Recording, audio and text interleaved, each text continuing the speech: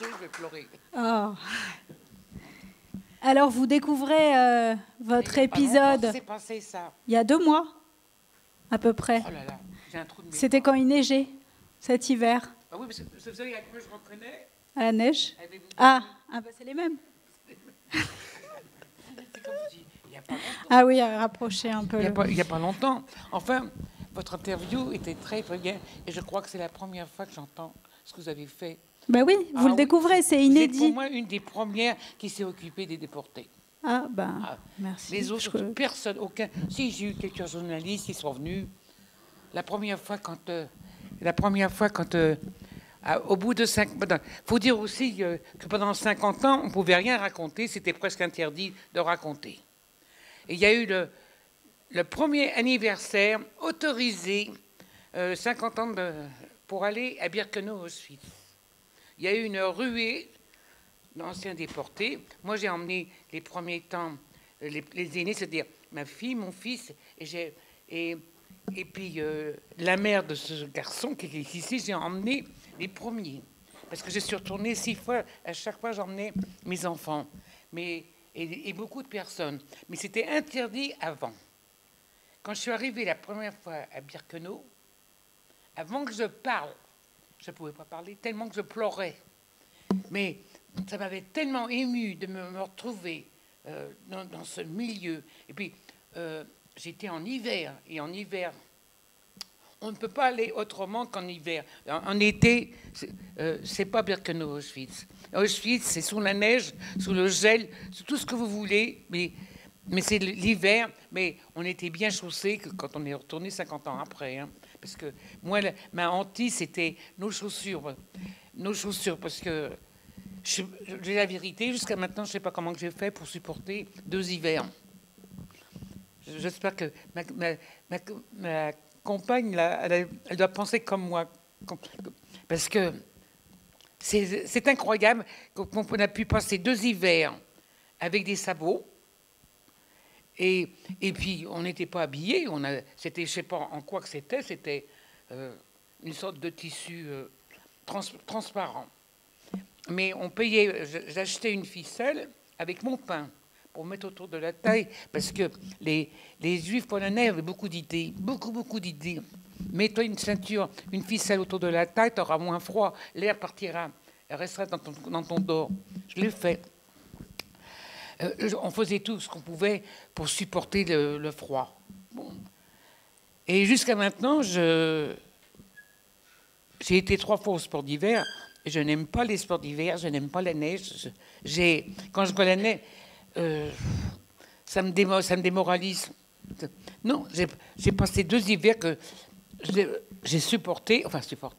J'étais bien le subir, mais dans le fond de moi-même, je détestais. Voilà. Ça, c'était ma période la plus noire. Après ma période la plus noire, c'était me sauvegarder toute seule. J'étais pourtant planquée je travaillais à la cuisine, c'était une planque, hein, parce qu'on avait un toit. Parce que madame, elle a travaillé, elle n'avait pas la même chose que moi. Moi, j'avais une planque. Et j'ai trouvé le moyen d'attraper le typhus. Alors, le typhus, je ne sais pas comment j'ai fait pour survivre ça. Ça, je ne sais pas. Je vous dis la vérité. Je sais qu'une fois, j'ai eu une réaction que j'ai mangée, que c'était de l'ersatz. L'ersatz, c'était faux. C'était imitation, une choucroute. Je n'avais pas le droit d'en manger parce que... Enfin bref, j'en ai mangé, mais à ce moment-là, j'ai commencé à dire, tiens, manger, c'est bon. Pendant 2 mois, je n'avais pas mangé. J'étais très maigre, hein, parce que j'étais prise par monsieur Himmler était là. Et monsieur Himmler a fait la sélection du 18 janvier 1944. J'ai été prise à la sélection, mais on avait Hössler. Et Hössler, pourquoi à chaque fois il disait non, voilà, on devait plus travailler dans la cuisine parce que les Juifs n'avaient pas le droit de travailler dans la cuisine, il fallait prendre les Polonaises catholiques. Alors, on nous a mis dans une usine. Mais avant que je rentre dans l'usine, parce qu'il fallait passer sous la douche, parce qu'il y avait des civils allemands. Et alors, il y avait Hössler, il y avait Drexler, c'est ça, c'est Drexler, hein? Il y avait Drexler, elle a dit non, non, non, elle va directement au Rivière. Le Rivière, c'est une sorte de dispensaire, enfin, un endroit pour se soigner, enfin, pour mourir. C'était le premier endroit pour aller à la mort, ce dispensaire. Et le lendemain, lui, il a dit non, elle reste 8 jours de repos au bloc, enfin, dans la chambre où j'avais, et elle viendra 8 jours plus tard. Mais le lendemain, j'ai été travailler, parce que j'avais une cousine. J'ai rencontré une cousine qui, elle, m'a reconnue. Moi, je ne l'ai pas reconnue. 10 mois après, c'était un squelette.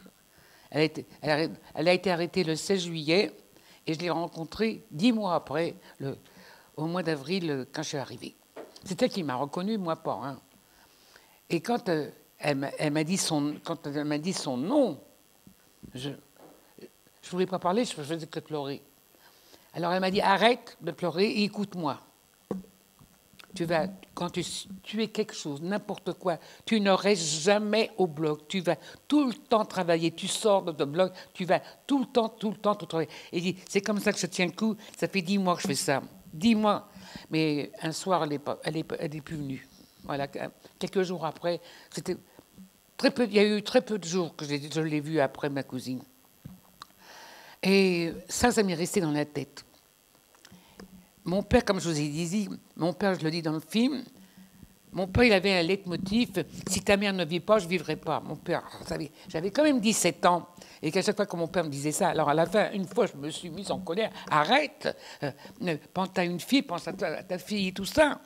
Elle fait, toi, tu as intérêt à survivre, comme ça, puis avec son doigt, tu as intérêt à survivre pour que tu racontes les horreurs que tu vas voir. Quelle horreur qu'on peut voir. Qu'est-ce qu'on pouvait savoir quand on était à Paris avant la déportation? Rien. On ne savait rien. Malgré tout, que je me rappelais quand en 1936-37, les premiers juifs allemands qui sont arrivés à Paris, il y a des juifs allemands qui sont montés chez mes parents. Ils devaient se connaître, je ne sais pas quoi, mais enfin, ils montaient. Elle a raconté ce qui se passait à Berlin. Ma mère et moi, on soulevait les épaules, on ne la croyait pas. On n'était pas gentils, ma mère et moi, d'avoir soulevé les épaules. Je peux vous le dire. Et c'était horrible ce qu'ils avaient raconté. Bon, mais au-delà de ce qu'elle racontait, et ce qu'on a survécu, c'est un monde entier. Parce qu'avoir survécu des camps, je ne sais même pas, je crois qu'on a dû sauter par-dessus un pont pour survivre les camps. Je comprends qu'il y a eu 6 millions de morts. Hein. Je le comprends. Officiellement, je le comprends. Et je dis encore, je ne sais pas comment j'ai fait pour survivre. Voilà. Merci Julia. On va continuer et vous remontrer avec les autres à la fin. En tout cas, je suis contente parce que du coup, je pense qu'on a fait un bon résumé puisque vous êtes revenus sur tous les épisodes importants sont dans le... Voilà. Bon.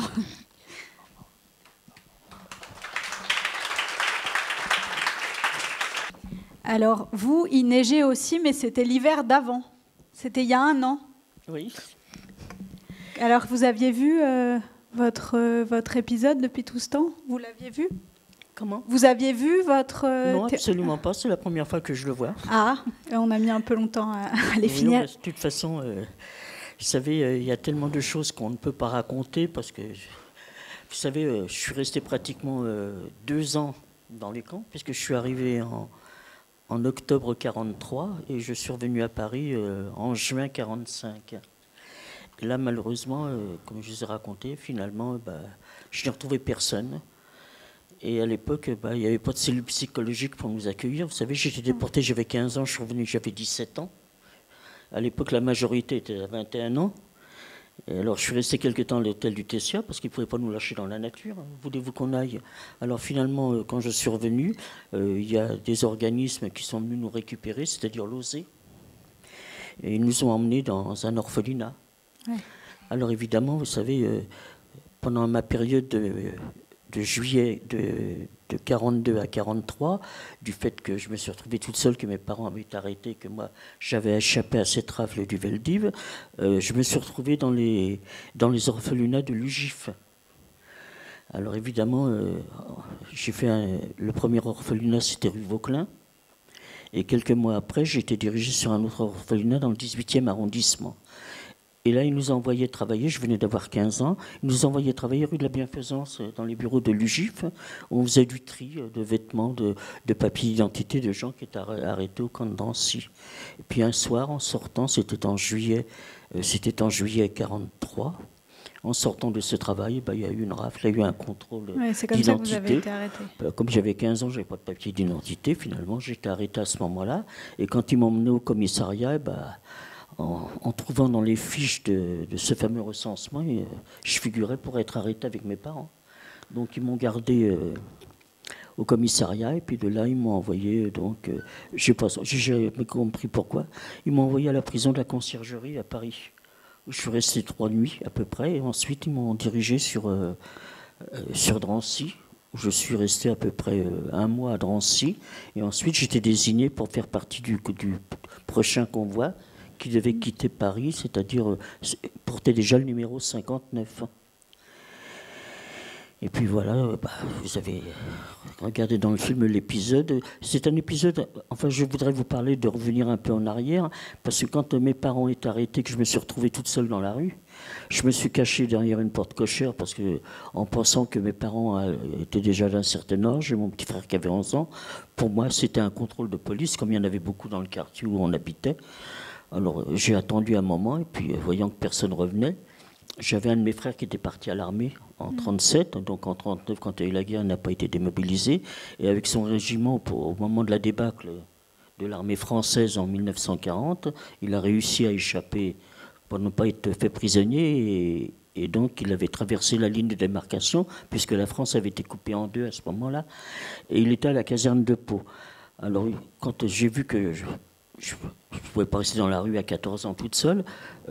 Mon frère était marié, il habitait Place de la République. J'étais voir chez ma belle-sœur en pensant qu'elle allait pouvoir m'héberger. Puis quand je suis arrivé, la gardienne m'a dit « Oh non, c'est pas la peine, quelqu'un est venu la chercher, elle n'a pas été arrêtée, mais enfin, il n'y a personne dans l'appartement. » Alors évidemment, là, je me suis mise à pleurer parce que je ne savais plus où aller. Et cette dame, elle m'a gardé chez elle. Vous voyez, il y a quand même des gens, en prenant des risques, bien sûr, parce que dans une loge de gardienne, c'est pas facile de garder quelqu'un. Et puis, on a fini par discuter. Elle m'a dit, je ne peux pas te garder. Il y avait beaucoup de dénonciations déjà à l'époque. Alors, je lui ai dit, moi, la seule solution qui me reste, c'est de retrouver mon frère qui était à Pau. Et vous êtes parti retrouver Et donc, votre frère, elle m'a trouvé un passeur. Vous voyez, ça existait déjà à l'époque, pour passer la ligne de démarcation. Et ce passeur m'a emmené donc jusqu'à Bordeaux. Et là, je me suis rendu compte qu'il convoyait quand même une vingtaine ou une trentaine de personnes, des familles entières qui avaient échappé à la rafle, qui essayaient de franchir cette ligne de démarcation. Il nous a mis dans un hôtel en disant que le lendemain, on prendrait un car pour aller à Mont-de-Marsan, donc qui était le passage de la ligne à ce moment-là. Et puis le lendemain, il n'est pas revenu. Alors, évidemment, il avait été largement payé par tous ces gens, mais moi, vous savez, à 14 ans, je n'avais pas d'argent, je ne connaissais personne. Je me suis retrouvée toute seule à Bordeaux. Alors là, c'était la catastrophe, parce que 15 jours avant, je n'avais jamais quitté mon quartier, je n'avais jamais quitté mes parents. Alors je me suis dit, vous savez, c'est pas évident de prendre des décisions dans ces conditions-là. Donc au bout d'un moment, je me suis décidé à aller à la gare routière, où il y avait ces fameux cars qui partaient à Mont-de-Marsan. Alors je me suis mis devant la porte du car, les gens commençaient à monter. Et puis quand le car allait démarrer, le chauffeur, me voyant devant la porte, descend me disant, mais qu'est-ce que tu fais là toute seule, où sont tes parents? Alors je lui ai dit, il m'a dit, tu veux aller où? Je lui ai dit, je voudrais aller à Mont-de-Marsan. Il m'a dit, mais pourquoi faire? Alors je lui ai expliqué tout ce qui m'était arrivé. Alors il m'a dit, tu n'as qu'à monter. Je lui ai raconté quand même l'épisode du passeur qui nous avait laissé tomber. Et on m'a dit, moi à Mont-de-Marsan, je suis originaire de là, les gens du pays connaissent bien les passages pour traverser la ligne, je te trouverai bien quelqu'un pour traverser. Finalement, on a fait plusieurs bistrots, puis comme c'était au moment, c'était fin juillet 42, comme il y avait eu beaucoup de rafles, il y avait beaucoup de gens qui essayaient de franchir la ligne et qui étaient bloqués à Mont-de-Marsan par la police française. Donc tous les gens, tous les étrangers étaient refoulés. Et puis au bout d'un moment, les gens du pays ne voulaient pas passer parce que c'était trop dangereux. Alors il y a un jeune homme qui est arrivé, il m'a dit écoutez, moi je vais vous expliquer, puis je vais vous dire comment il faut faire pour passer. Alors il m'a emmené en bordure de cette forêt, on est descendu dans un fossé, et là il a commencé à m'expliquer qu'il y avait une très grande étendue, on apercevait la forêt au loin, que j'allais trouver une ligne de chemin de fer désaffectée. Enfin il m'a fait un croquis, un plan dans les chemins dans cette forêt, puis il est parti. Alors et vous avez traversé toute seule après le... Non, une fois qu'il a été parti, j'ai attendu qu'il commence à faire un peu de nuit parce que fin juillet 42, disons que vers 10h30, 11h, il commence à faire un peu de nuit. Donc je suis sorti de mon fossé, puis j'ai couru. Quand moi, à 14 ans, on court vite. Et je suis rentré dans la forêt où effectivement j'ai trouvé cette ligne de chemin de fer que j'ai suivie pendant quelques temps. Puis après, j'ai commencé à paniquer parce qu'il faisait nuit et puis que je ne me reconnaissais pas. Alors je marchais comme ça toute la nuit en entendant des tas de bruits. Vous voyez, j'avais l'impression que tout résonnait dans cette forêt quand je marchais. Et puis au petit matin, vers 5h, 5h30, commençait à peine faire jour, j'ai vu un brave paysan qui sortait de sa ferme. Et quand il m'a vu arriver, il m'a dit « Qu'est-ce que tu fais là en pleine nuit dans la forêt ?» Toujours pareil. « Où sont tes parents ?» Parce qu'à 14 ans, à l'époque, je sais pas, on n'avait pas l'allure des jeunes de maintenant. Hein. Vous aviez l'air d'une petite fille. J'avais vraiment l'air d'une petite fille, oui. Et alors, je lui ai dit, je me suis perdu. Il m'a dit, comment ça, perdu? Puis je lui ai dit, je suis où? J'étais arrivé à Grenade-sur-la-Dour, j'avais réussi à franchir la frontière sans m'en rendre compte. Alors, il m'a emmené dans sa ferme, il m'a nourri. Et puis, il m'a demandé où je voulais aller. Je lui ai dit, mon frère est à Pau, c'était mon objectif. Alors, il m'a dit, il y a un car qui passe à 6h du soir, donc j'ai dormi toute la journée. Et le soir, avec sa carriole, il m'a emmené donc à l'arrêt du bus. Il m'a donné de l'argent pour payer le bus. Et je suis arrivé à 9h du soir à Pau, où j'étais à la caserne où était mon frère. Et là, évidemment, les retrouvailles ont été très pénibles parce qu'il me demandait des nouvelles de sa femme, je ne pouvais pas lui en donner. Puis quand je lui ai dit que tout ce qui s'était passé à Paris, évidemment, les retrouvailles ont été très, très difficiles. Et puis, il fallait me loger. Lui, il était dans la caserne puisqu'il n'avait pas été démobilisé. Alors, il m'avait trouvé une chambre de bonne. C'était une espèce de grenier où tous les jours, il venait me porter à manger, il venait me porter des livres pour passer le temps. Et là, vous avez passé presque 1 an enfermé dans la chambre, non? Ah non, je suis resté... Plusieurs mois. Je suis arrivé fin juillet 42 à Pau et j'y suis resté jusqu'en novembre 42. Oui, dans la chambre. Dans la chambre, oui. Alors de temps en temps, le soir, il venait avec quelques autres soldats pour me faire le tour du pâté de maison, pour m'aérer. Et je suis resté donc jusqu'au mois de novembre 42 et à cette date-là, les Alliés avaient débarqué en Afrique du Nord. Et en représailles, les Allemands ont occupé toute la France. Donc mon frère, ne voulant pas rester, évidemment, sachant ce qu'il allait advenir, il se doutait bien que ça n'allait pas être facile, avait décidé avec une partie de son régiment de franchir la frontière espagnole pour rejoindre les forces françaises libres en Afrique du Nord. Alors là, il m'a laissé tout l'argent disponible en me disant « Essaie de trouver une ferme ou une famille pour qu'ils puissent s'occuper de toi. » Vous savez, moi j'étais resté 3 ou 4 mois à Pau, je ne connaissais personne. Alors je me suis dit, maintenant, puisqu'il n'y a plus de ligne de démarcation, je vais remonter à Paris. J'avais l'impression, vous savez, dans ma tête, que mes parents avaient peut-être été libérés, que c'était juste un contrôle de police, qu'ils allaient revenir. Vous savez, on se faisait quand même beaucoup d'illusions. Puis vous savez, à l'époque, la guerre, dans les familles, à l'époque, on ne parlait pas devant les enfants. On était au courant de rien. Alors j'ai repris le train, puis je suis remonté à Paris. Ouais. Et puis là, effectivement, quand je suis retourné dans le quartier... il y avait les scellés sur l'appartement, il y avait toujours personne. Et je suis retourné voir cette gardienne qui m'avait gardé pendant une quinzaine de jours. Alors évidemment, elle a été un peu surprise quand elle m'a vu arriver. Et puis là, c'est là qu'elle m'a trouvé la solution d'aller dans les maisons de l'UJIF, les orphelinats de l'UJIF. Alors j'ai donc passé 1 an à Paris, comme ça, à traîner d'un orphelinat à l'autre, parce qu'il y avait quand même, quand ils avaient besoin de faire des transports, il y avait quand même des contrôles de police qui venaient faire des rafles dans les orphelinats, jusqu'au moment où j'ai été arrêté. D'accord. Bon. Alors voilà, ça c'était l'épisode d'avant la déportation. Alors vous savez, quand on me demande comment on fait pour survivre dans les camps, disons que moi j'avais déjà traîné la galère pendant 1 an dans Paris, disons que... j'avais appris à me débrouiller dans ces conditions-là. Alors disons que pour moi, ça a été peut-être un peu moins traumatisant, le régime du camp, par rapport à ce que j'avais déjà vécu pendant 1 an dans Paris. C'était pas très, très évident d'essayer d'échapper à tous les contrôles de police. On va continuer. On va lancer le prochain épisode d'Élie et après vous remonterez tous. Merci beaucoup.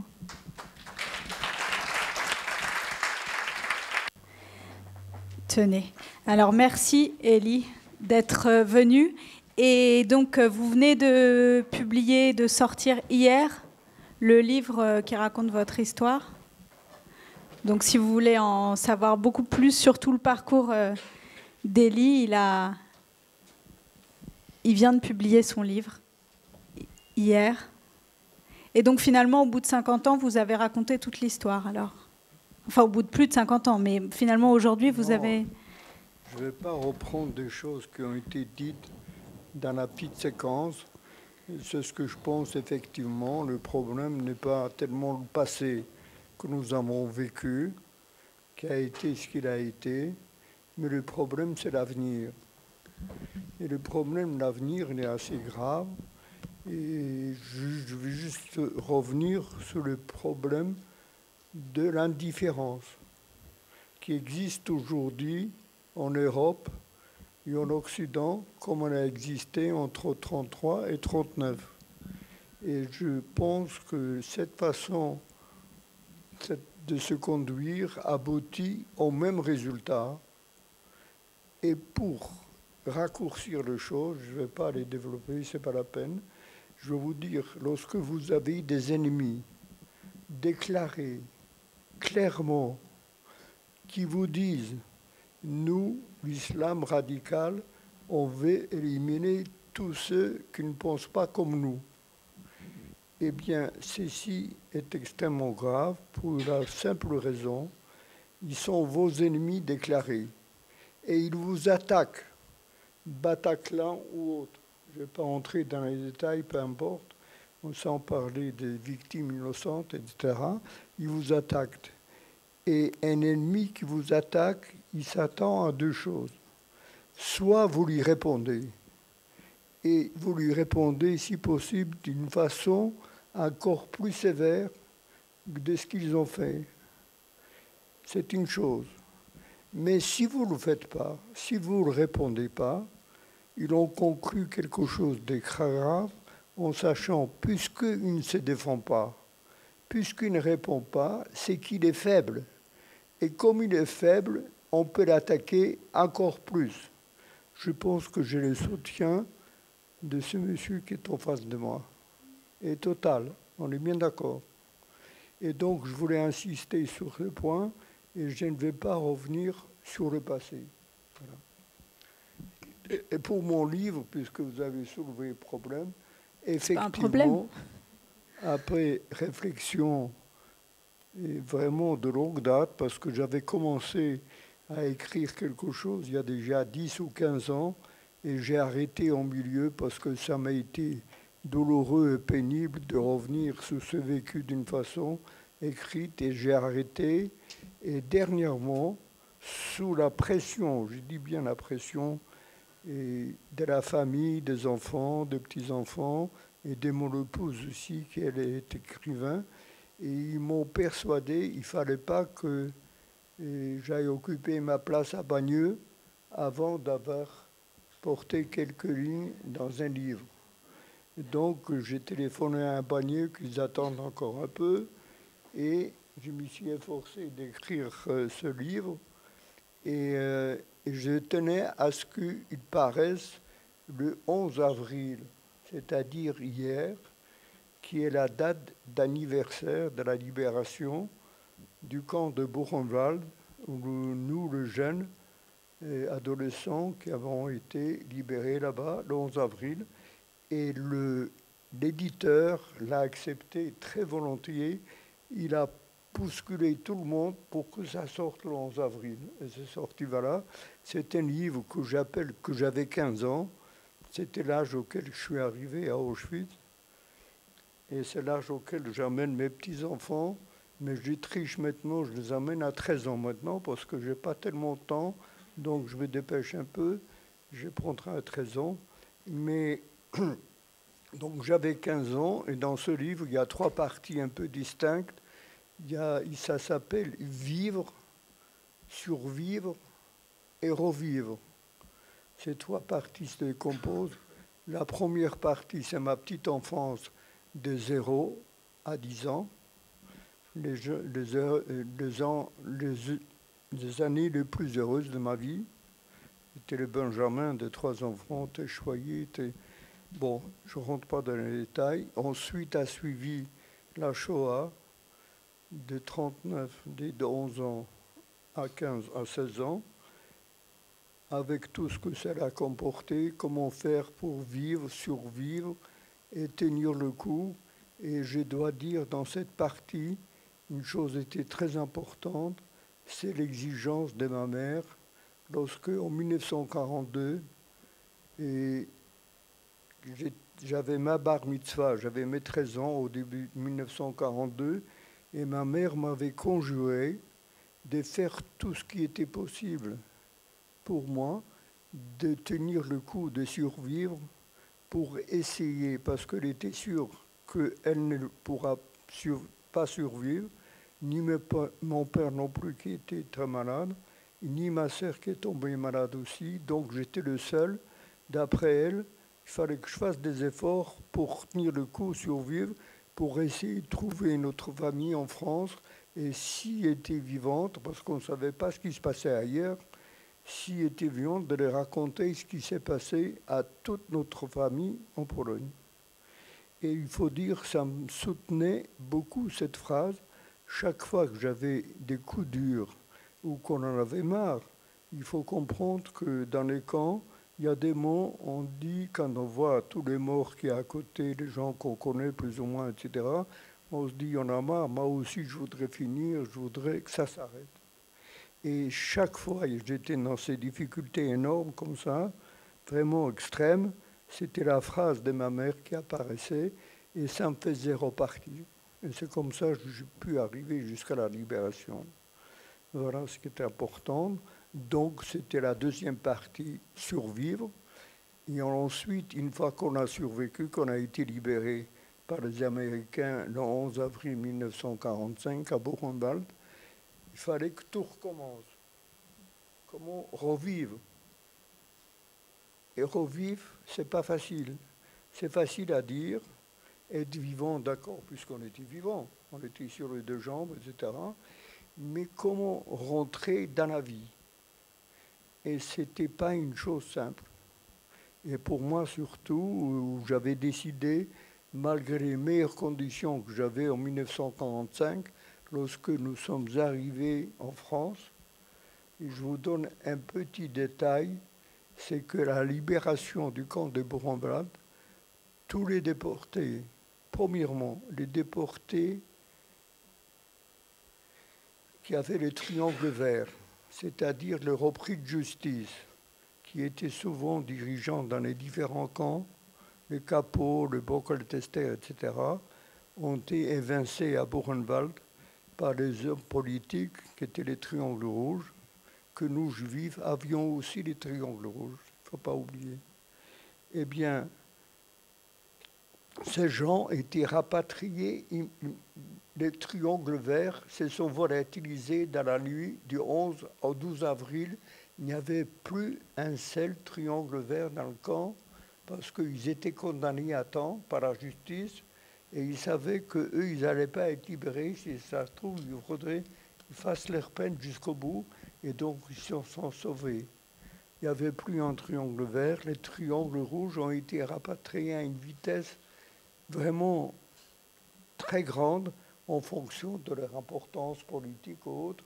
Ils étaient rapatriés et ces gens-là, la grande majorité, ont retrouvé leur famille, ont retrouvé leurs biens, les appartements et leurs femmes même, souvent avec quelqu'un d'autre, mais ils retrouvaient la femme quand même. Hein. Eh bien, alors que nous, les adolescents juifs qui ont survécu, parce qu'on travaillait dans les différents camps, dans le complexe d'Auschwitz ou d'ailleurs, on est arrivé là-bas et on a été sauvés par ces déportés en grande partie. Nous, on ne voulait pas rentrer dans nos pays respectifs. C'était un refus 900, ce n'est pas 3 personnes. Parmi eux, il y avait même 3 enfants de 10 ans. 3 enfants, dont 2 vivent ici en France. Et le 3e, c'est Israël Law, qui est le grand rabbin qui vit en Israël. Et il y avait 3 enfants. C'est pour ça qu'on appelait cela les enfants de Buchenwald, Il n'y en avait que 3. Tous les restes étaient des adolescents, 16, 17, 18 ans. Il y avait Elie Wiesel, il y avait d'autres gens, bien entendu. Et nous, on a refusé de rentrer dans nos pays. Pourquoi? Parce que nous savions, premièrement, que nos familles ont été exterminées. Les 900 étaient orphelins de père et de mère. 900. Et donc on savait que toutes nos familles ont été exterminées. Et on savait aussi que tous nos biens ont été pillés dans les différents pays, que ce soit en Hongrie, en Roumanie, en Pologne ou ailleurs. Et donc on n'avait aucune raison de retourner dans nos pays. Et d'ailleurs, je vous remarquer qu'en Pologne, il y avait quelques personnes qu'on peut compter sur le doigt d'une main, peut-être, sont retournés parce qu'ils sont donnés rendez-vous avec leur famille en disant si on survit, on se retrouve dans notre petite ville, à Kielce ou ailleurs. Et ils sont retournés. Et ils ont été massacrés par les Polonais en 1947. Ce n'est pas en 1944, ce n'est pas en 1945, c'est en 1947, après la guerre. Ils ont été massacrés. Il y a des films d'ailleurs qui relatent de ces massacres. Vous comprenez? Et c'est pour ça, nous, on a décidé de ne pas bouger. Et il faut dire que les Américains ne savaient pas quoi faire de nous. Ils disaient, qu'est-ce qu'on peut trouver pour ce 900 jeunes? Vraiment, ils cherchaient une solution. Ils ne trouvaient pas parce que nous étions très fermes. On nous a sortis du camp. On nous a logés dans les casernes des SS qui gardaient le camp, puisqu'ils sont partis, eux. Et puis donc, on avait de bonnes conditions, ravitaillement, des douches, des WC, des lits individuels, vous vous rendez compte, sur 2 étages, et non pas des paillasses de 7-10 personnes sur 3 étages. C'est quand même différent, dans de bonnes conditions quotidiennes, mais quand même de rester là, de ne pas bouger. Et finalement, je vais finir avec ça, c'est que Geneviève Antonios de Gaulle, dont on parle il n'y a pas longtemps au Panthéon, etc., vous le savez, elle était résistante et elle a été libérée dans le camp de Ravensbrück, qui est un camp de concentration en Allemagne pour femmes, et elle a appris la déshérence de ces 900 adolescents juifs. On ne savait pas quoi faire avec. Et il semble bien que c'est De Gaulle quand même, on en a parlé à De Gaulle, et De Gaulle a initié, il a dit qu'il faut faire quelque chose pour ce jeune. C'était en mai 1945, très vite après la signature de l'armistice de la guerre 39-45, tout de suite après. Il a voulu faire une action humanitaire et il a décidé, lui, que la France devait accueillir 423. Pourquoi 423? Peu importe, c'était comme ça, 423 la France. Et il voulait même que la France adopte ces 423 orphelins, qui n'étaient pas français, mais que la France les adopte en fasse pupille la nation. Et il faut dire très rapidement, bon, nous on l'a appris, on était très contents, et il a demandé aux autres pays européens, en fonction de leurs possibilités, de prendre les 400 autres, ou 450 qui restaient, par petits groupes. Je vous signale simplement ce que la Suisse a accepté d'accueillir parmi ces jeunes, tous les tuberculeux. Parce que, soi-disant, à l'époque, on soignait la tuberculose mieux en Suisse qu'ailleurs. Et donc, ils sont allés en Suisse. Et d'autres sont allés en Suède, ils sont en Finlande, en Norvège, enfin, dans plusieurs pays. Et la France a accueilli 423. C'est quand même beau. Mais très rapidement, on a dit non.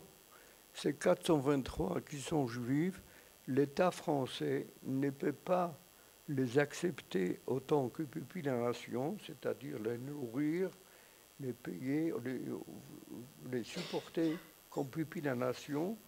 Et par conséquent, la France acceptait de les accueillir en France avec des visas d'entrée à condition qu'une institution juive les prenne en charge.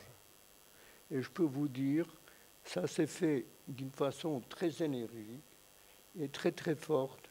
C'est que l'OSE, on appelle l'œuvre de secours aux enfants, qui existe encore aujourd'hui, dont je fais partie, où je suis assez actif dans cette institution sociale qui est importante actuellement. L'OSEI a dit, d'accord, nous on reçoit, on est spécialiste des enfants, on reçoit les 423, mais malheureusement, on n'a pas d'argent. Il n'y a pas d'argent, à la fin de la guerre, il n'y avait pas d'argent. Et il faut vous dire quand même un mot, ce qu'on appelle le recette, le solidarité juive, ça existe. Eh bien, on s'est adressé au Joint, aux États-Unis, en leur expliquant, voilà, il y a des orphelins juifs survécus par miracle autrement dans les camps de concentration, et maintenant il y en a, il faut les accueillir en France, l'OSEI n'a pas d'argent. Je peux vous dire, il y a eu une collecte en 1945 aux États-Unis, en moins de 15 jours, je ne me souviens plus, je crois, il y avait entre 10 et 15 jours, il y avait la somme nécessaire versée ici en France à l'OSEI pour qu'elle accueille ces 423 et dans les autres pays aussi. Voilà. C'était important. C'est comme ça nous sommes arrivés. Et on a été donc parqués à Écuy, d'abord en quarantaine, parce qu'on était suspect d'être malade, d'avoir des maladies infectieuses, contagieuses. Et on était en quarantaine, enfermés 40 jours. Pour vous dire, des jeunes qui ont passé la Shoah 4 ou 5 ans enfermés déjà, de se trouver en France, on vous dit, vous ne sortez pas d'ici, vous restez là, c'est la quarantaine a été très mal vécue. Enfin, je ne vais pas rentrer dans les détails, peu importe. On va peut-être juste faire passer un petit peu le micro dans la salle s'il y a quelques questions.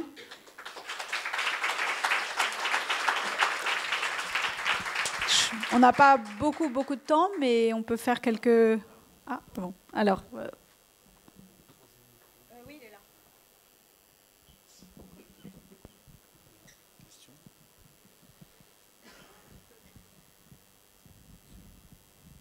Juste une petite question factuelle. Qu'est devenue votre sœur, madame, qui avait 16 ans? Vous aviez 14 ans. Qu'est devenue votre sœur? Ma sœur a été arrêtée en février 1943. D'accord. Donc elle a été déportée le 9 février 1943 à Auschwitz. Et quand je suis arrivé à Auschwitz en septembre 1943, quelques mois après, puisque j'ai travaillé de septembre 1943 jusqu'à janvier 1944 dans les commandos extérieurs. Alors évidemment, je ne savais pas que ma sœur avait été arrêtée, puisque moi j'étais arrêté après elle. Et puis finalement, on avait, après toutes les péripéties de nos journées de travail, des commandos extérieurs, les appels d'aller à la cuisine chercher la soupe, la distribution, on avait le droit le soir d'aller dans une baraque qu'on appelait les latrines, où il y avait des centaines de trous pour faire nos besoins.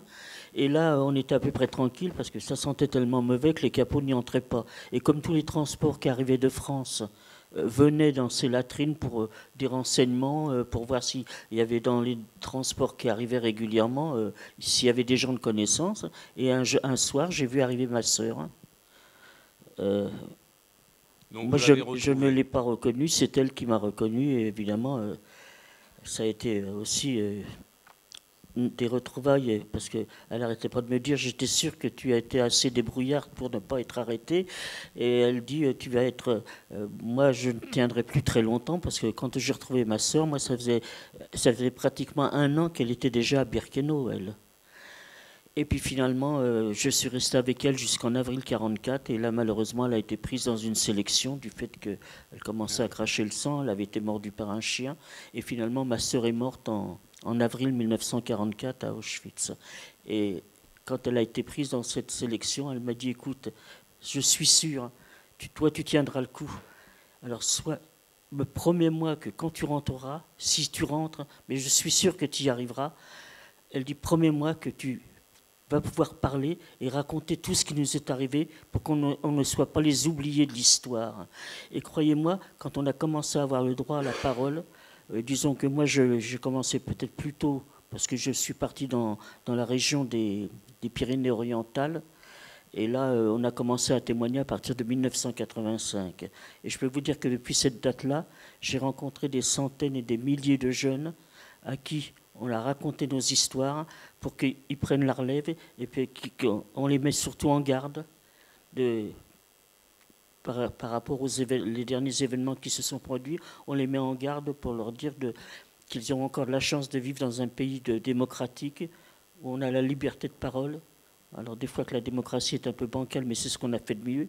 On essaie de leur dire de la protéger le plus longtemps possible, parce que malheureusement, comme j'ai dit tout à l'heure, j'ai vécu quand même toute l'année 1942 à Paris, et je peux vous dire que j'entends actuellement pratiquement les mêmes réflexions que j'ai entendues en 1940. Alors finalement, on est quand même des personnes déjà très âgées, et vous voyez, jusqu'au jour d'aujourd'hui, j'ai commencé cette année à témoigner en octobre de cette année. On arrive pratiquement au mois de mai et j'ai déjà rencontré plus de 5000 élèves et j'ai fait une quarantaine de lycées et de collèges dans toute la France. Et tant que je pourrai me déplacer, je continuerai à témoigner parce que j'ai toujours... Elle a incarné où elle note tout le nombre. Oui, il va falloir que je me prenne une assistante pour tenir mon carnet de rendez-vous. Non, mais ce n'est pas le problème, c'est parce qu'à chaque fois que je dois partir quelque part, j'ai toujours l'angoisse de dire, est-ce que je vais pouvoir parler? Est-ce que je vais pouvoir le faire? Et puis finalement, quand on est assis, ça sort tout seul, tout revient. Et j'ai toujours l'impression, vous savez, que quand je commence à parler de ce qui nous est arrivé à Birkenau, dans ces camps, et quand je suis devant les élèves, j'ai l'impression que je ne suis jamais sorti du camp. Merci, madame. J'ai peut-être la possibilité de dire à M. Buzyn que je suis entièrement d'accord avec ce qu'il nous a dit tout à l'heure à propos de l'avenir et de nos ennemis. Il faut les reconnaître, il faut les nommer et il faut nous défendre et montrer que nous n'avons pas à reculer, à avoir peur d'eux. Et c'est comme ça que nous gagnerons. Et il faut dire à nos politiciens que tout le monde n'est pas beau et gentil. Et c'est ce qu'ils ont l'impression parce que la bien-pensance démocratique européenne, tout le monde est beau, tout le monde est gentil, on peut discuter avec tout le monde. On ne peut pas discuter avec tout le monde si vous n'avez pas une langue commune avec eux. Et il faut le dire ouvertement. On ne discute pas parce que nous n'avons pas le même langage. Et ça peut changer des choses. Et ça dépend de nous. Et il est vrai qu'il y avait 8 millions de Français qui ont voté pour Marine Le Pen. Voilà.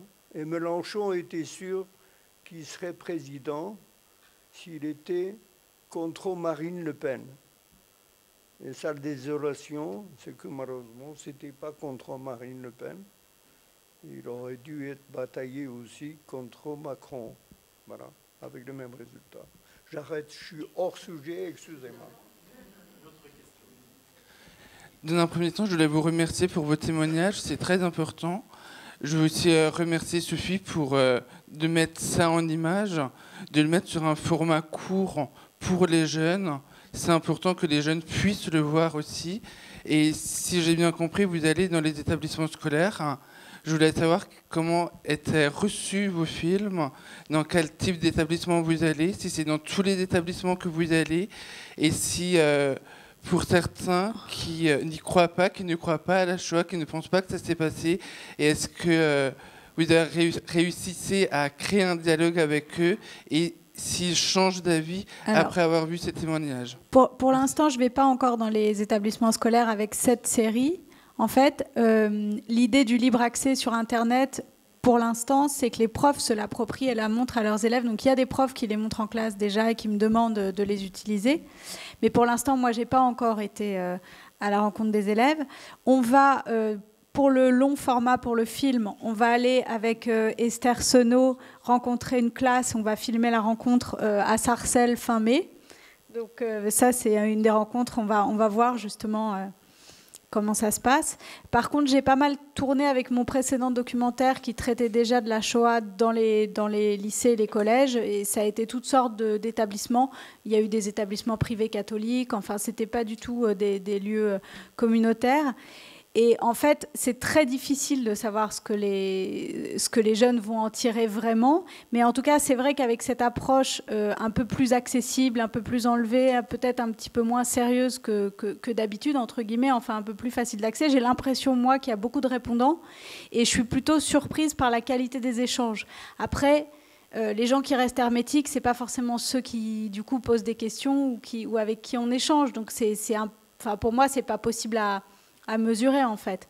Mais j'ai l'impression qu'en tout cas, pour être clair, j'ai l'impression que tout ce qui a été transmission et mémoire de la Shoah jusqu'à présent a été fait parce que c'était les premières générations d'une manière très sérieuse et solennelle, et que du coup ça excluait un petit peu les jeunes. Enfin, ils avaient peut-être un peu de mal à s'y intéresser. Et c'est vrai que avec cette approche un peu plus différente, j'ai l'impression que je ne parle pas du tout évidemment de négationnisme, mais je suis pas rentrée. Voilà, mais j'ai l'impression que les gens, en rencontrant des témoins comme eux et en les entendant parler de leur vie, en tout cas, ils y sont sensibles. Après, voilà. Si vous permettez, je vais intervenir au sujet des enfants, des jeunes que l'on rencontre pratiquement dans les collèges et les lycées.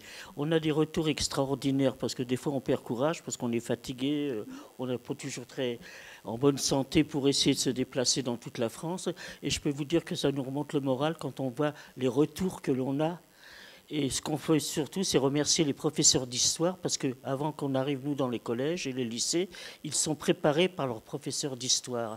Et vraiment, ils font un travail extraordinaire, parce que je peux dire que moi, depuis 1985 que je témoigne, j'ai vraiment eu des retours extraordinaires de la part de tous ces jeunes.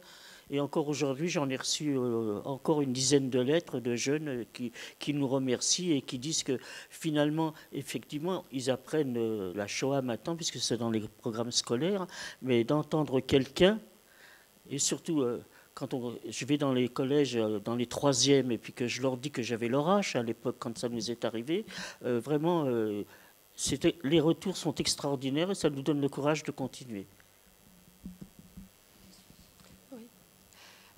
Le monsieur m'a pris la question, c'est ce que je voulais dire, parce qu'il y a des témoignages de très grandes difficultés dans certaines banlieues pour les professeurs d'histoire d'enseigner la Shoah. Il y en a même limite qui n'y arrivent presque pas. Donc ça, c'était une question vraiment que je voulais vous poser. Vous y avez un peu répondu. Donc je voulais vous avez parlé de Marine Le Pen, bon évidemment, et je pensais aussi à ce qui se passe en Hongrie, Pologne, avec l'antisémitisme là-bas. Et dernière chose, je voulais vous présenter mon plus grand respect, puisque je suis la nièce, enfin je ne suis pas la seule, la nièce d'une personne déportée. Et évidemment, j'aimerais vous contacter, peut-être pas aujourd'hui, mais ultérieurement, puisque c'est le réflexe qu'on a tous. Est-ce que vous auriez rencontré ma famille ? Pour savoir si vous avez rencontré des membres de sa famille à Auschwitz, alors j'imagine, ou Madame a de la famille qui a été déportée à Auschwitz, et comme beaucoup de gens, elle aimerait savoir si par hasard quelqu'un l'aurait croisé, mais on ne connaît pas le nom. Alors, vous savez, dans les alors elle vous en parlera directement après, en fait. Bon, d'accord, parce que voilà. dans les dépend des convois. Chaque convoi avait son coin. On n'était pas tous réunis au même endroit. Ma mère était déportée en août 42. Hein. J'ai recherché ma mère. J'étais obligée d'aller voir les gens qui étaient déportés en août 42. Hein. Et c'est comme ça que j'ai trouvé comment que ma mère est décédée. Mais on était à chaque fois séparés. Ils nous séparaient. Ils ne mettaient pas ensemble les anciens avec les nouveaux. Rien. Ils le faisaient exprès. Ça c'était normal. Mais enfin, moi, de la Shoah, moi, ce que je reprochais beaucoup,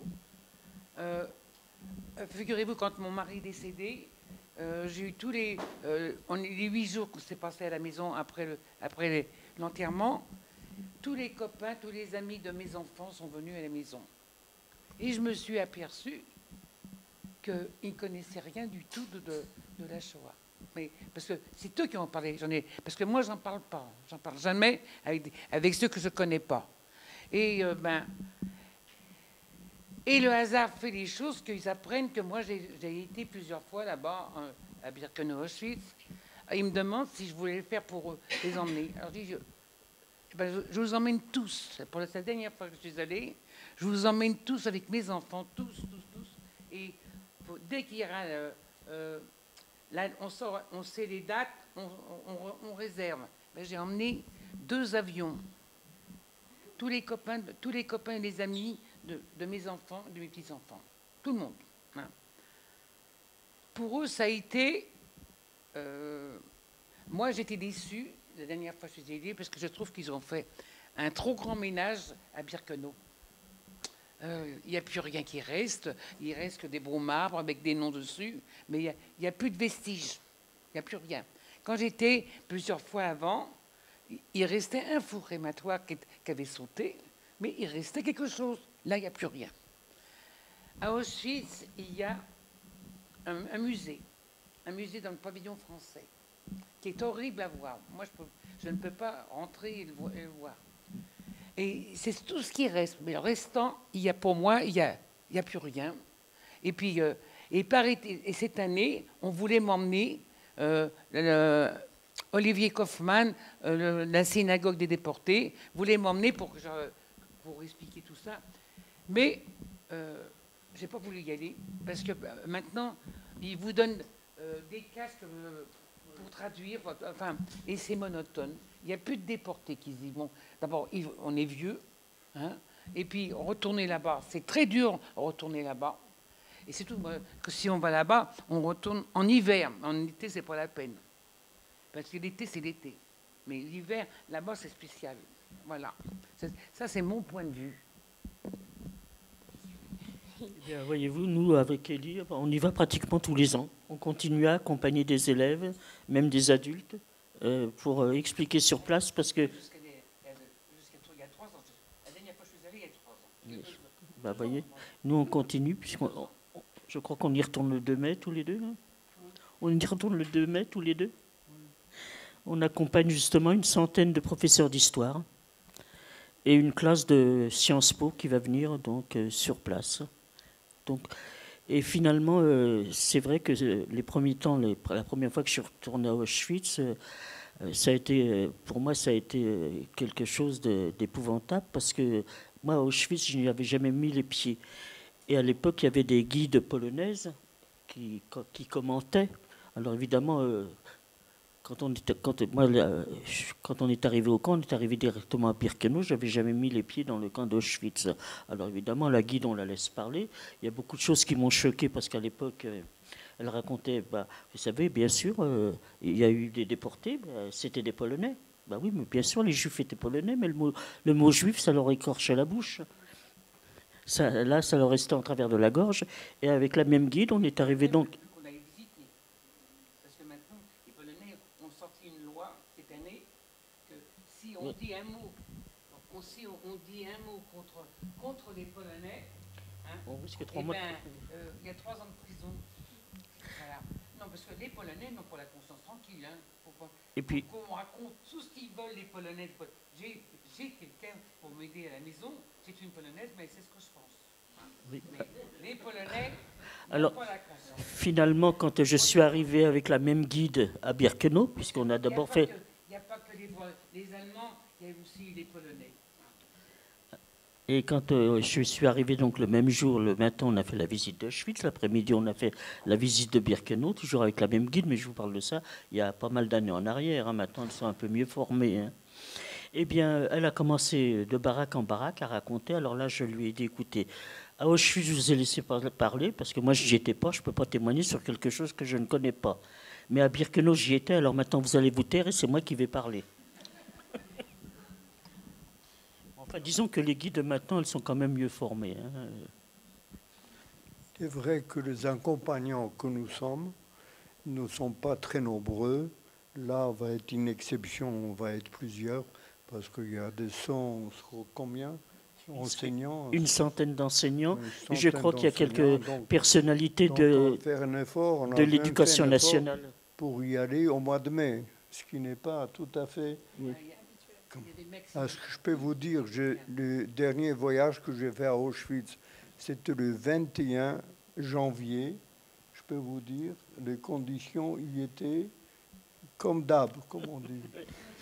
Avec la neige et la boue, les déplacements difficiles et fatigants, j'y suis parti à 4 heures du matin et j'y suis rentré à 2 heures du matin, complètement exténué, c'est vrai. Et de voir Birkenau surtout, en hiver, je peux vous dire, ça vous rappelle des choses extrêmement précises. Hein, Il y a 2 ou 3 ans, il y a eu une vague de froid sur l'Europe centrale. Et là, on est parti donc aussi pendant cette période. Et quand on est arrivé avec des jeunes, enfin des premières ou des terminales, qui sont quand même presque des adultes, bien chaussés, bien nourris, on est arrivé, il faisait moins 20. Ils se sont collés comme un petit troupeau, les uns contre les autres, et nous, les vieux, on a été obligés de les pousser pour les faire avancer de baraque en baraque. Et ils n'arrêtaient pas de nous dire, c'est pas possible, comment vous êtes sortis de là, vous nous racontez des histoires, c'est pas possible que quelqu'un soit sorti de là.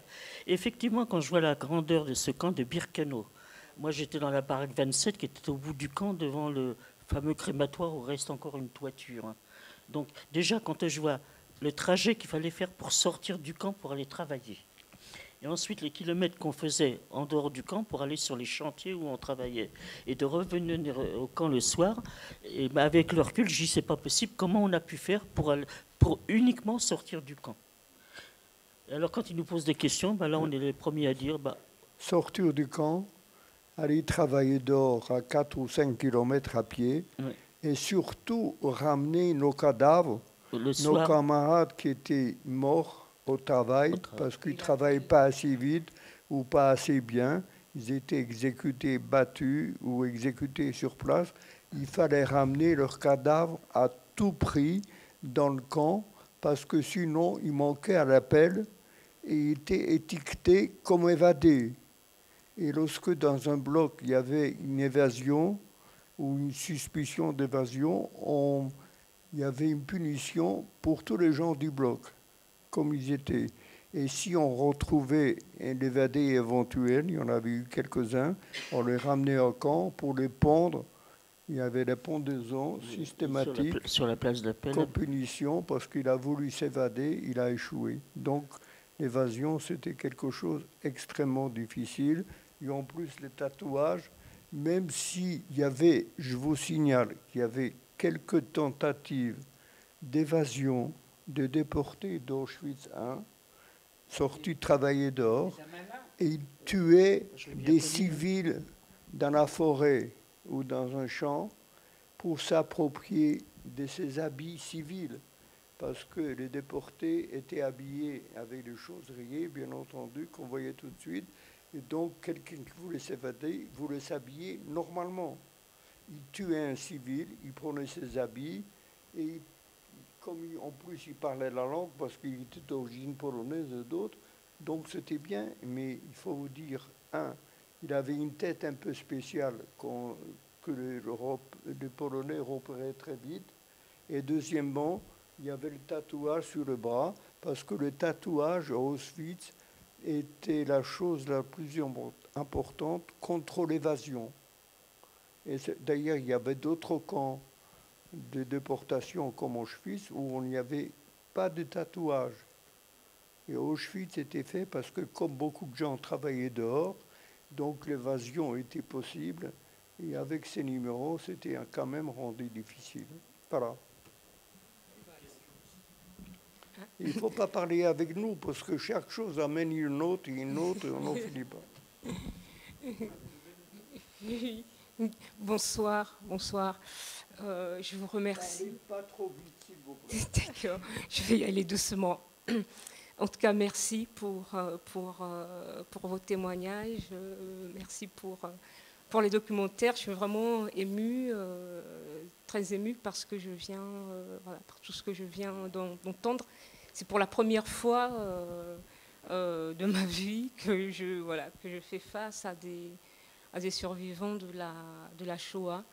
Ça se voit, je ne suis pas de culture juive. Mais non, il y en a des comme vous aussi, de toutes sortes. De culture juive et c'est la première fois qu'elle voit devant elle des rescapés. Ouais. C'est la première fois qu'elle rencontre des rescapés. Et, oui, donc première fois. Donc, non, elle dit qu'elle a pas une tête comme nous, mais il y en a des. Il y a un musée, le musée de la déportation, rue Geoffroy-Lanier. Vous avez tout. D'accord, je visiterai. On vous raconte des trucs. Oui, non, oui. Oui, tout à fait. C'est très important.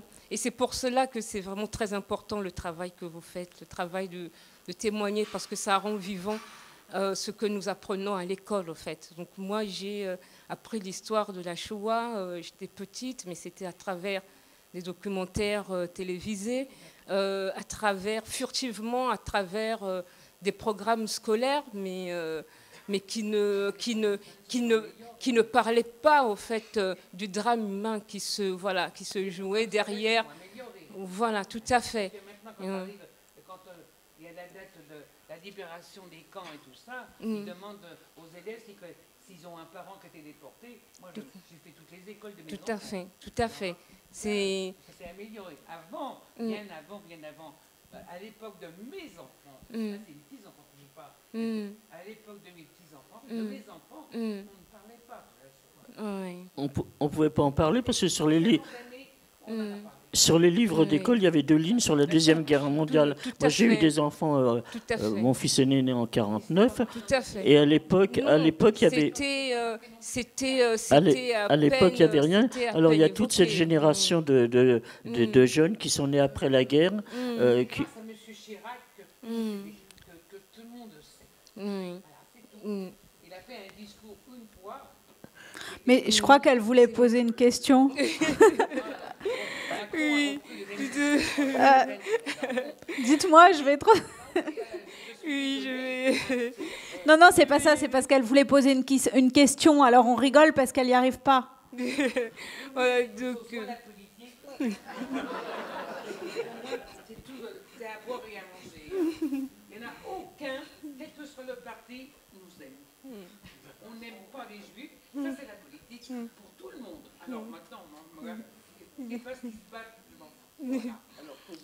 Alors, ma question est que, on nous dit qu'avec la construction européenne, qu'avec les démocraties qui émergent un peu partout, on vit dans un monde un peu plus sûr et que ce qu'on a vécu avec la Shoah en fait qu'on a éloigné le spectre, le spectre de la Shoah. Que le monde entier ne savait pas ce qui se passait. Le monde entier savait ce qui se passait. En Amérique, ils savaient ce qui se passait. Tout le monde, personne. Et vous voulez que je m'occupe des autres? Alors, ma question, c'était de savoir, est-ce que du coup, pour vous, ça a un sens, au fait.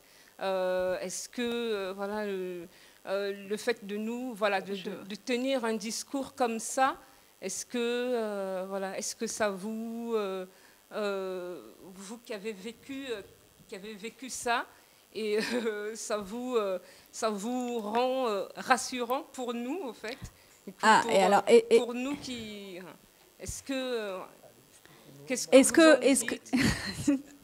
non, pour résumer, elle vous demande si vous pensez qu'aujourd'hui, grâce à l'Europe, le danger est éloigné de nous. Est-ce que la même chose peut se reproduire, en gros? Est-ce que vous pensez que le danger s'est écarté? Bien, écoutez. Alors moi, je pourrais vous répondre sur le bilan que enfin, en tout cas, sur ce que j'ai entendu. Je les ai entendus me dire tous. Après, je pourrais vous répondre, mais. Disons qu'il y a une période actuellement qui est assez difficile à comprendre parce que vous avez tous ces pays d'Europe du Nord qui ont moins souffert de la crise, qui n'ont pas eu tellement de problèmes avec les émigrés, avec les réfugiés, et qui basculent tous à l'extrême droite, et pour des pays qui n'ont pratiquement pas été touchés.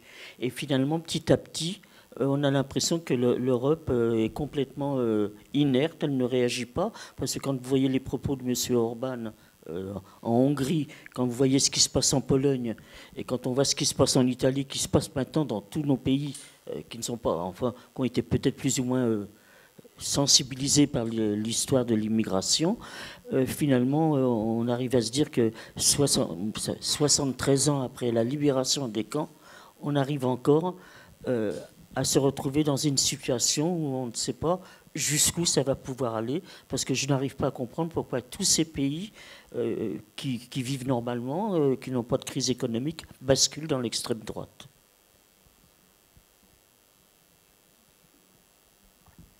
Je dirais, c'est même encore plus grave que cela. Vous savez, de dire plus jamais ça. Toi, on le dit très facilement dans les discours, quand on entend ce qui s'est passé, on dit plus jamais ça. Et moi, je dis, le danger, il est très grand, parce que le mot jamais peut disparaître et on peut le remplacer plus encore ça. C'est-à-dire, ce qui s'est passé peut se répéter d'une façon pas identique, peut-être un peu différente, mais quand même, compte tenu des possibilités d'armes massives actuellement, on peut faire encore plus de victimes qu'il n'y a eu pendant cette Deuxième Guerre mondiale. Et si on ne prend pas conscience, et on va dans le mur. Il y a une solution simple, excusez-moi, simple. Il suffit qu'il y ait 5 personnes de bonne foi qui s'assoient autour d'une table et qui prennent une décision formelle et que les choses peuvent s'arrêter. Et les 5 personnes, ce n'est pas difficile, ce n'est pas vous, ni ce n'est pas moi, il faut un Européen, un Américain, un Chinois, un Russe, ça fait 4, et vous pouvez ajouter le 5e que vous voulez, un Indien ou un autre, peu importe. Si ces 5 personnes décident qu'il faut mettre un terme aux extrémistes, et notamment à Daesh et compagnie, qui est un danger énorme, y compris l'Iran, dont on n'en parle pas, on s'arrange avec, on fait des accords soi-disant nucléaires, alors qu'ils préparent la bombe toute faite et à hydrogène et rapidement. Et si on ne fait rien, on court à la catastrophe. Parce que quand ils auront la bombe, ils l'utiliseront. Et c'est tout. Et les 5 personnes, s'ils ne décident pas de mettre un terme à ce qui se passe, je suis pessimiste pour mes petits-enfants. Je n'ai pas encore des arrière-petits-enfants, mais je pense à ces générations suivantes. Et ce que je voudrais juste ajouter, c'est que ce qui est très touchant dans leur témoignage à tous, c'est que s'ils témoignent justement, ils savent bien que la même chose, exactement de la même manière, ne va pas se reproduire. Le plus jamais ça, en fait, qu'on répète depuis 73 ans, c'est l'idée que la Shoah revienne avec le même système, les mêmes nazis, les mêmes camps, les mêmes... Donc ça, on a à peu près évacué le problème ou la problématique, tout le monde accepte de... Voilà. Mais en fait, eux, ce qu'ils dénoncent, c'est avant tout la collaboration passive, l'inaction face au danger. Et là-dessus, rien n'a changé, en fait. Et ça, c'est très touchant de les entendre dire, eux, que les mécanismes sont intacts, en fait, de déni, de collaboration. Oui, et il y a aussi le problème, c'est que quand on est revenu de déportation, moi, personnellement, j'étais écorché vif et j'en voulais à l'humanité entière. Et puis quand on commence un petit peu à raisonner, à prendre un peu de l'âge, on se dit quand même que les gens, on donne l'excuse aux... Enfin, je parle pour la France en disant qu'à l'époque, il n'y avait pas les médias, il n'y avait pas la télévision, il n'y avait pas les moyens d'information qu'on a maintenant. On peut donner comme excuse en disant que les gens ne savaient pas. Mais actuellement, tout ce qui se passe dans le monde, ça passe en boucle à la télévision pendant des jours et des jours. On est assis tranquillement en train de regarder ça qui défile de tous les massacres, tout ce qui se passe dans le monde entier. Et qu'est-ce qu'on fait ? on regarde la télévision, on attend que ça se passe. Et personne ne réagit. Alors, on se demande qui va réagir un jour et est-ce que ça ne sera pas trop tard. Bonsoir. Donc déjà, merci infiniment de tous ces témoignages. Ça nous apprend à nous, les jeunes, et on va le répéter. J'avais deux petites questions, l'une complète l'autre. Je voudrais savoir si la gardienne qui vous a hébergé a reçu le titre des Justes de la Nation, et je voulais savoir aussi si vous avez réussi à retrouver toutes ces personnes qui vous ont aidé à l'époque. Est-ce que vous êtes resté à l'époque en contact de ce monsieur qui vous a amené au bus, ou vous avez perdu de vue tout le monde? Non.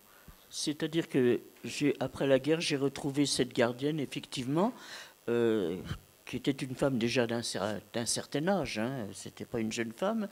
Et puis à l'époque, on ne parlait pas des Justes. Ça a été fait beaucoup plus tard. Et malheureusement, cette femme, elle est morte entre-temps. Et j'ai toujours regretté qu'elle n'avait pas d'enfant. C'était une femme qui vivait seule. Et j'ai toujours regretté que cette loi, enfin cette chose qu'on avait entreprise, c'est-à-dire de faire un monument et de faire toute une rue du côté du mémorial de la Shoah sur les Justes, c'est-à-dire les gens qui ont sauvé des enfants et des gens qui ont caché. Malheureusement, cette dame est morte avant qu'on intervienne pour faire ce mur des Justes. Mais de toute façon, il faut quand même dire à la décharge de la population française, c'est en France, dans toute l'Europe, qu'il y a eu le plus de Juifs de sauvés par la population française, dans toute l'Europe.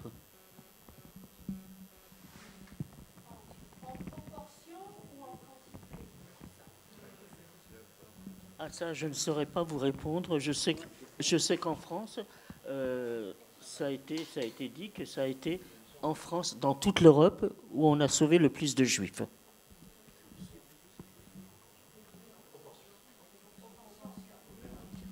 Vous savez, les statistiques sont des statistiques. Si vous parlez des Justes parmi les nations, les Polonais vous diront que le plus grand nombre de Justes se trouve en Pologne. Et avec certitude, chiffre en main. Mais seulement, ils ne vous disent pas. C'est qu'en France, il y avait combien? 300 000 Juifs. Il y avait 300 000 Juifs alors qu'il y avait 3 millions en Pologne. 3 millions et demi, 3 millions 200 000 morts. 300 000 Juifs, sur lesquels 75% ont été sauvés. Si vous prenez la Pologne, qui a la plus grande nombre de Justes, sur 3 300 000 Juifs qui y vivaient, il y a 3 millions qui ont été exterminés. Alors si vous prenez la proportion des Justes par rapport aux deux gens qui ont été exterminés, vous voyez, les statistiques n'est pas la même. Et de toute façon, en ce qui concerne la Pologne, il y a quelque chose de très particulier, c'est qu'elle n'a pas de pétrole. Vous savez qu'il n'y a pas de pétrole en Pologne, sauf que quelqu'un soit capable d'en trouver, mais en tout cas, il n'y en a pas. Et comme ils savent qu'ils n'auront pas de pétrole, ils ont trouvé que la Shoah est leur pétrole aujourd'hui. Et aujourd'hui, vous allez à Cracovie, vous avez une quantité de restaurants yiddish, juifs, avec des plats d'avant la guerre. Pas de juifs. Et avec des garçons qui travaillent et des cuisiniers et qui parlent yiddish mieux que moi, mieux que vous. Ils apprennent le yiddish pour recevoir les touristes juifs qui viennent du monde entier pour visiter Auschwitz ou autre. Et ils vont à Cracovie, bien entendu, aussi. Donc, ils ont du pétrole, c'est la Shoah. Et malgré cela, si vous prononcez le mot, vous dites les camps d'extermination polonais, il ne faut pas dire polonais, ce n'est pas des camps d'extermination nazis, allemands, qui ont été faits en Pologne. Pas par hasard, d'ailleurs. Bon, voilà. Quand vous arrivez à Cracovie, que vous visitez, soi-disant, l'ancien quartier juif, oui, on a l'impression qu'on rentre dans un décor. Vous voyez, tout est écrit en yiddish, tout le monde vous dit, vous présente les plats en yiddish et tout, et ce ne sont que des Polonais. Et finalement, comme vous dites, ils n'ont pas de pétrole, mais c'est leur principale ressource, c'est le camp d'Auschwitz. Pour moi, à l'heure actuelle, quand j'arrive à Auschwitz et que je vois ces milliers de gens qui viennent, il y en a qui se comportent très bien, d'autres un peu moins bien. J'ai l'impression que c'est devenu une rentabilité, c'est devenu pratiquement, comment dirais-je, Disney. Voilà, c'est Disney. Et ce qui m'a le plus choqué, c'est quand vous allez à Cracovie et que vous voyez des agences de voyage qui vous donnent un circuit avec Auschwitz en option ou alors une soirée folklorique. Vous pouvez avoir les deux parce que moi j'ai dormi à l'hôtel qui surplombe, enfin qui est devant Auschwitz, et la nuit, le soir, il y a des mariages dans l'hôtel face à Auschwitz. Enfin, il y a, je crois, je ne sais plus laquelle de vous deux, c'est plein de Birkenau, il n'y a plus rien là-bas. Je vous signale. Julia. Comme Birkenau, en 1945, à la Libération, les Polonais avaient besoin du bois. Ils pensaient que le bois, de toutes les baraques de Birkenau qui étaient en bois, et pouvait servir du bois pour Varsovie ou d'autres endroits. Et on a démonté l'ensemble des blocs, tout. Et très rapidement, ils se sont rendus compte que quand même, un bloc à Birkenau a une certaine signification pétrolière, comme on dit. Eh bien, vous savez, les 3-4 baraques qui sont là actuellement, où on montre les paillasses, les WC et tout ça, ont été refaites après la libération. Parce qu'ils ont démoli tout, mais ils ont reconstruit 3 baraques qui servent pour montrer aux gens ce qu'était Birkenau. Et je vois qu'elle n'est pas d'accord. Quand j'ai été il y a 2 ans, il y avait même, ils ont construit Birkenau, ils ont laissé un wagon en pleine rue. Ils ont À Birkenau. Il y a des bâtiments, ils habitent déjà, c'est habité, c'est pas désert. Et ça fait tout. C'est plus Birkenau que. C'est plus Birkenau. Bon, il y a le wagon qui rappelle, on a dit qu'ils n'ont pas le droit de démolir. On va arrêter là, on va aller donc boire un verre. À quel étage? Juste en haut. On monte. Voilà, on monte. On monte boire un verre.